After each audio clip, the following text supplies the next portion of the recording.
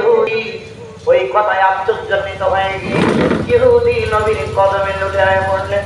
ইহুদি বলে, নবী গো, সারা জীবন আপনার শত্রুতা করেছি, আজকে আমার একটা চতুষ্প জন্তু, একটা উট আপনার প্রেম শেখাইয়া দিয়েছে, দেরি করবেন না, আমাকে পড়াইয়া জানলা ইলাহা ইল্লাল্লাহু মুহাম্মাদুর রাসূলুল্লাহ। দুনিয়ার মানুষেরা নবীর প্রেম মহব্বত কেমনে বোঝাবো? নবীকে যারা ভালোবেসেছে, আপনার আমার দৃষ্টিতে একটা গাছ কোনোদিন কথা বলতে পারে না, কোনো সারা শব্দ করতে পারে না। নবী আমার পালুর উপরে ঘুমায়, সূর্যের তাপ নবীর কপাল ললাট মোবারক হয়ে যখন একটু লাগে, দূর থেকে গাছখানা আল্লাহর কাছে দরখাস্ত শুরু করে দিয়েছে, আল্লাহ তোমার বন্ধু ঘুমাই গো, আমাকে একটু শক্তি দাও, তোমার বন্ধুর ছায়া দিব গো, তোমার বন্ধুর ছায়া দিব। আপনি কিতাব খুলে দেখুন, গাছ ছিল এক জায়গায়, মানুষের মতো পা দিয়ে হাঁটতে হাঁটতে হাঁটতে হাঁটতে হাঁটতে হাঁটতে নবীজি মাথার কাছে ছায়া দিয়ে দিয়েছে। সুবহানাল্লাহ। যে চিনেছে সে পেয়েছে,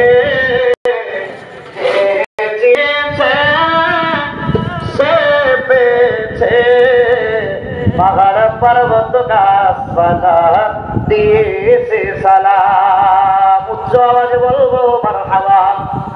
আরে নবীজিকে আমার আল্লাহ যা কিছু দিয়েছে অন্য কোন নবীকে দেই নাই। অনেকে মনে করতে পারি হযরত ইউসুফ আলাইহিস সালামকে সৌন্দর্য দিয়েছে, আল্লাহ বলে বন্ধু গো, ইউসুফকে তো সৌন্দর্য দিয়েছি, কিন্তু আপনাকে আমি এমন ভাবে সৌন্দর্য দিলাম, গোটা পৃথিবীতে আপনার মতো আমি কাউকে সুন্দর বানাই না। অনেকে মনে করতে পারে হযরত সুলাইমান নবী গোটা বিশ্বের রাজত্ব পেয়েছে সুলাইমান নবী।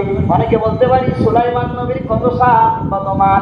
আমার আল্লাহ বলে বন্ধু গো, সুলাইমান নবীর কত শান কত মান, এটা ইউরা কি কটাক্ষ করবে? বলবে নবী মুহাম্মাদের চেয়ে সুলাইমান নবীর সম্মান বেশি, কারণ সুলাইমান নবী গোটা পৃথিবীর রাজত্ব তাকে দান করেছিলেন, ঠিক কিনা বলেন?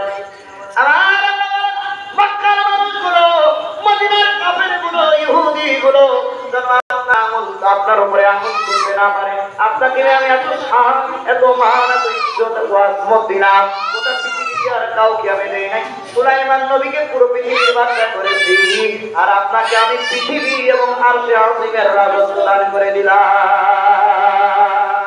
আমার আল্লাহ ঘোষণা করে দিলেন, ইন্না আ'তাইনাকাল কাউসার ফাসাল্লি লিরাব্বিকা ওয়ানহার ইন্না শানিয়াকা হুয়াল আবতার। সুলাইমান পুরো পৃথিবীর বাদশা পাইলো। মক্কার কাফেররা বলতে পারে সুলাইমানের শান বেশি, আল্লাহর হাবিব কে আল্লাহ এত শান দিয়েছে। আল্লাহ বলে কিয়ামতের ময়দানে পানির পেয়ালা যার কাছে থাকবে গো আরশে আজিমে, সেই মুহূর্তে হাসরের মাঠে ওই ব্যক্তির রাজত্ব তখন থাকবে। পানির পেয়ালা যার রাজত্ব তার, ওই পানির পেয়ালাটা আমি আপনাকে দিয়ে কোন জাহানে আপনার শান মর্যাদা বাড়াইয়া দিলাম। বলতে পারে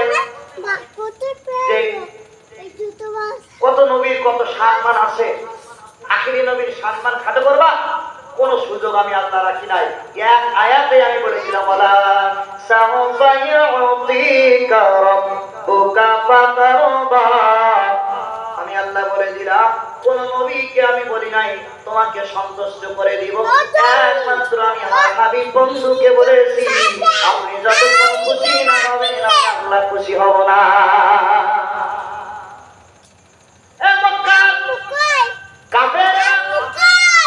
মা খাদিজাতুল কুবরা রাদিয়াল্লাহু তাআলা ওনাকে অপবাদ দিতে লাগলো, খাদিজা রে তুমি বড় বোকা মহিলা, তুমি বড় বোকা মহিলা, এত ধন সম্পদের মালিক হওয়ার সত্ত্বেও এতিম নবীকে তুমি বিয়ে করেছো। বলবো নাউজুবিল্লাহ।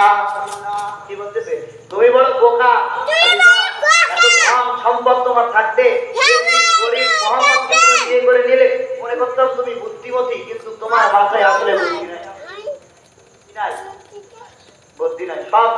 আবু জাহেল নিয়ে বসেছে। এই জন্য তার বাড়ি টয়লেটে। নবীর উপরে যারা বুদ্ধি ধরে তার কাছে শেষ পরিণতি ভালো হয় নাকি খারাপ হয়? খাদিজাতুল কুবরা রাদিয়াল্লাহু তাআলা কাফেরদের জবাব দেওয়ার জন্য সমস্ত বড় বড় কাফের যারা নেতা ছিল মক্কা, ওই নেতাদেরকে দুপুর বেলা খাওয়ার আয়োজন করলেন। সুবহানাল্লাহ। আজকে মা বোনদের প্রজেক্টরের মাধ্যমে আয়োজনের ব্যবস্থা আছে। মা আসে নিয়ে বলুন। আচ্ছা, তারপরে বলি বাড়ি থেকে যদি